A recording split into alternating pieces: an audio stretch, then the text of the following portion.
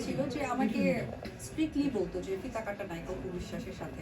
তো বিষয়টা আমি কখনোই দুঃখের সাথে দেখি না, আমি এই কারণে দেখিনি কারণ it's part of my job.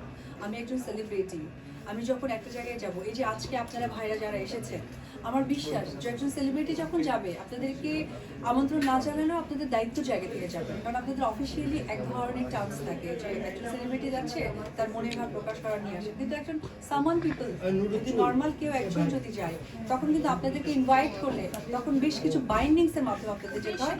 আমি যদি বলি কথাটা রাইট, তো সেই জায়গা থেকে সেই সময়টা অপু বিশ্বাসের এমন একটা সাপোর্ট ব্যাপার ছিল, যারা বিজনেস ওপেন করেছেন তারা সকলেই মিলে, তো আমার সংখ্যাটা বেড়ে গিয়েছিল। তো একটা মহল আমাকে বলেছিল, তা আমি এটা কখনোই কষ্ট নিইনি। কেন নিইনি? কারণ আমি জানি ইন ফিউচার যারা অপু বিশ্বাসের মতো এত সিনেমায় অভিনয় না করে, এত ব্যস্ত সময় না পার করেও কিন্তু তারা ওপেনিং করছে বা ফিতা কাটছে।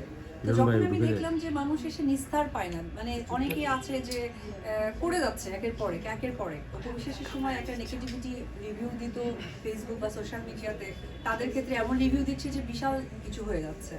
তো এটা আসলে বিষয়টা আমার কাছে মনে হয়েছিল যে এটাই তো হওয়া উচিত।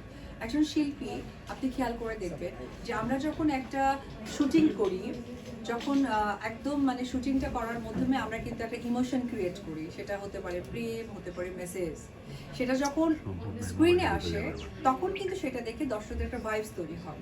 তো এটা একটা শিল্পীর বলতে পারেন শিল্পীর সত্তা। তো আমি তখন মনে হয়েছিল যে ওপেনিংটা কিন্তু আলটিমেটলি সকলেই করবে, আমাকে নিয়ে হাসি ঠাট্টা করছে, আমি কোনো প্রতিবাদ করিনি অ্যান্ড করবো না। আমি জাস্ট ওয়েট অ্যান্ড সি, দেখি যারা যারা করেছে, যে মহল থেকে করেছে তারা কি করে। So end of the time তারা আমার থেকে রাইট নাও অনেক বেশি করছে। তো এটা আসলে আমি কাউকে ট্রিক্স অ্যান্ড ট্রিক করে বলিনি। আমি এটা মনে হয় যে যারা যারা ভেবেছিল যে কখনোই ওপেনিং করবে না, ফিতা কাটবে না বা এই ধরনের ব্র্যান্ডিংয়ে যুক্ত হবে না, তাদের যখন সংখ্যা আমি দেখেছি বেশি এবং পারিশ্রমিক জায়গাটাকেও তারা খুব স্বাভাবিকভাবে এসেছে, তখন মনে হয়েছিল যে আসলে এই জিনিসটাকে একটু মানুষকে সচেতন করে দেওয়া।